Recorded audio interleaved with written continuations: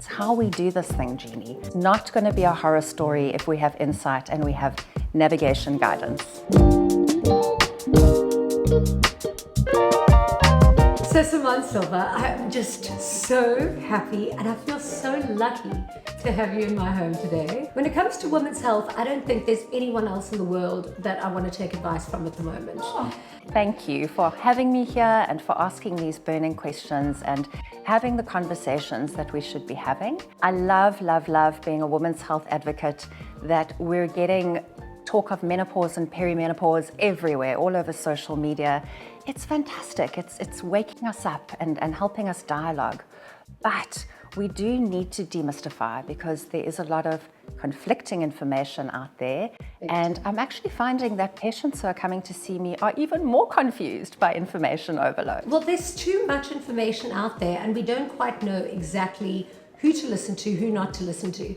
I mean, at the moment, I'm probably not, but I think I might be entering my perimenopausal phase. But when I look up about it, it sounds like it's the, prologue to a horror story. Aww. Is everything going to be okay? Yes, and you know what? I think that's such a great point, is that it is, because we got to reframe the story. Yeah. We are going to ride this ride as women. We are all going to transition through hormonal change.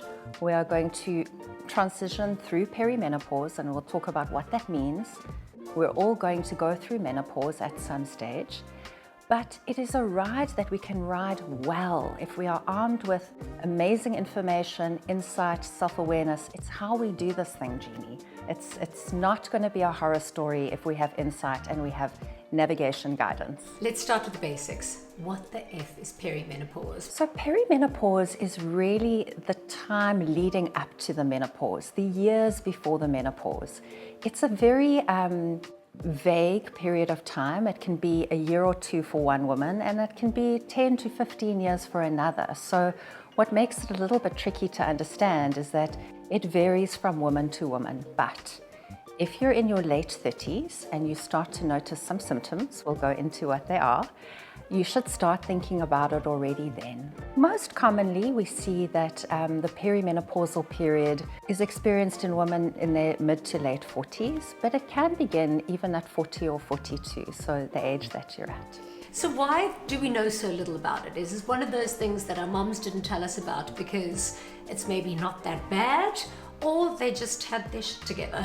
In my experience, the women that I've seen over many years, some can have a really sort of easy, they cruise through the changes sort of more easily or more adaptively, and other women truly have really challenging experiences. And I really think we need to just acknowledge that, because it's quite easy for women who are going through perimenopause to be dismissed. Yeah. Oh, you're just stressed, or you've taken too much on, or some women really experience tremendous change to mood, quality of life, sleep, and are highly impacted by this change. So let's talk symptoms and reality checks. So hot flashes, mood swings. It basically sounds like puberty's, evil twin. That is one way of looking at it, for sure. So I think just to demystify perimenopause, is there definitely two distinct stages. There's an early stage, which applies to younger women, and that is often a stage where women are very uncertain whether they're going through perimenopause or not, because their periods are still very regular. They're not skipping periods yet.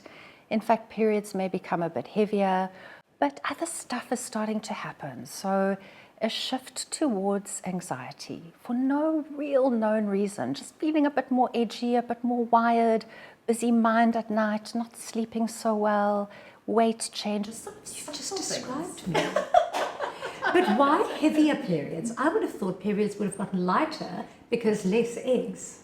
Great question. You should be a doctor. You see, Dr. Jeannieous. Love it. That's got a nice sound to it, actually. That's right. So our periods get lighter and more erratic in the later perimenopause. So let's just understand the two different stages, because as a woman, you want to know where you are on the spectrum. There's a spectrum, and I'm a great believer in insight. With insight, we can navigate a way forward. Without it, we don't know what we're doing and where we are. So early perimenopause, heavier periods or normal and regular periods. Heavier because actually at this stage, our hormones, particularly estrogen, is going a bit wild. It's up, it's down, it's a roller coaster ride. I think she is perimenopausal, guys. Sorry, Jeannie. I'm teasing. It's these lights. The highs and lows and all the flux of the estrogen that can make women also feel quite batty. And we hear things like, I want to kill my husband one day and then I want to snuggle him the next. I'm not naming names. Love you. Quite a lot of change around mood and things like that. In later perimenopause, as our hormone levels start to consistently drop, then periods get lighter, we start to skip periods until we reach the menopause, which I laugh at the medical definition of menopause. How do we know if we're just stressed and tired or if it's actually perimenopause moving sneakily in? Remember, perimenopause is not just about periods. Your hormones, your estrogen and progesterone, regulate everything in your body, from the hair on your head to your heart, your brain, the list goes on. So your whole body is affected by hormonal change. When we're having these symptoms of perimenopause, like mood change, sleep issues, skin changes, hair loss, belly weight gain, right? What is that? It's not fair. It's not fair. We're going to talk about it, and it's not fair. But there are other things that can cause that. As you said, stress, or maybe a thyroid issue, or if cortisol is really high, we can also get that belly weight gain. So how do we know where we are? And my answer is that we should start to untangle for ourselves as women.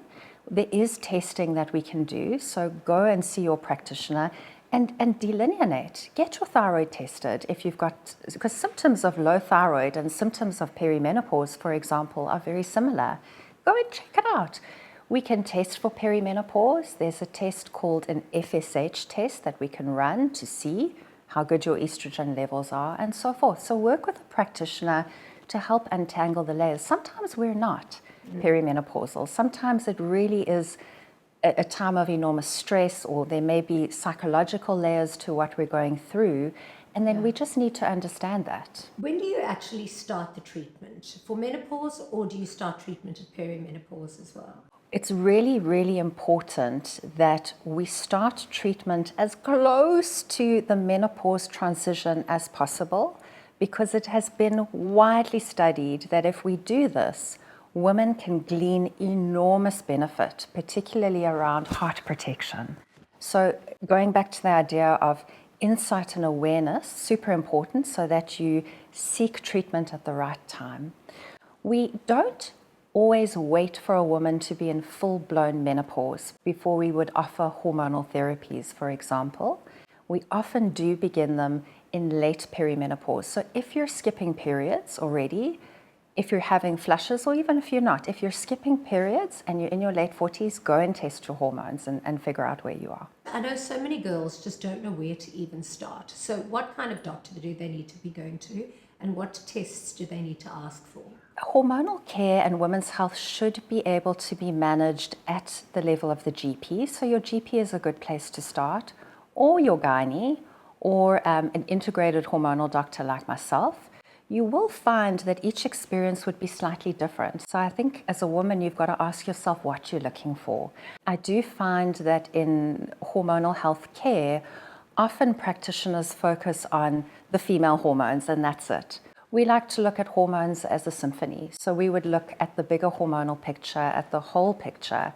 And I think that's a personal choice. You've got to decide what resonates with you, sort of more of a holistic approach or a very targeted approach. So are there natural remedies like maca water or primrose oil? Do those things actually work from an integrative point of view, or do we need the hectic medication? I get asked a lot of the time, what does integrative medicine or functional medicine mean? Does it mean that you use herbs and powders and all these things? In my mind, no. Integration is about applying holistic thinking in medicine. So treating the woman as a woman. So we're not just treating your hormones. We're not just treating your heart. We're not just treating that rash on your arm. You know, we want to know what's happening in your life. What are your stress levels? How's your gut working? I want to know everything, because the body is a system of systems. It's all connected. Specialist medicine today is remarkable. We've had advanced beyond what is imaginable. But it's also very siloed. So you go to the cardiologist for your heart and the gastro for your gut. But who is threading the threads together in a meaningful way? And that would be you. Because I sometimes think, because and I'm not being funny, I'm being hilarious, but sometimes I think maybe I'm not in perimenopause, maybe I just have a bad gut, and that is giving me the symptoms of perimenopause because I'm tired, I'm a little bit ratty every now and then. But those are the symptoms of perimenopause, but actually it just could be an unhealthy gut. Correct. And so someone like you would marry all of those symptoms and then figure out exactly what the F is going on. So I think also it is maybe worth commenting that in today's culture, herbal medicines and natural medicines have become extremely popular and trendy. You know, in my mind, there's an important place to marry the best of both. So I'm a doctor, I like to be evidence-led, I like to follow where the science is. But I've also learned after many, many years that the science doesn't have all the answers either, especially when you're practicing individualized or personalized care. It's an art. You've got to take that science and apply it to the person. So within reason, there is a place for supplementation, for lifestyle medicine, for moving your body, for mindfulness. Of course, all of these things have to come and weave in with conventional medical practice, I think. I think people are pushing medicine in that direction, which is very exciting. Okay, let's talk libido. Yes. Is it time to hang up the lingerie? In my books, never have the saucy lingerie until you're 100, ladies. Oh my word. You speak of my language.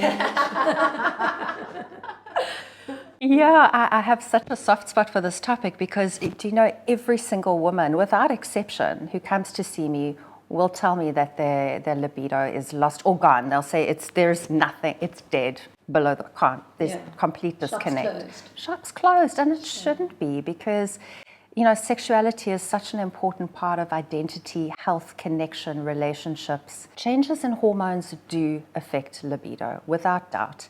And it's not just the male hormones, it's not just testosterone.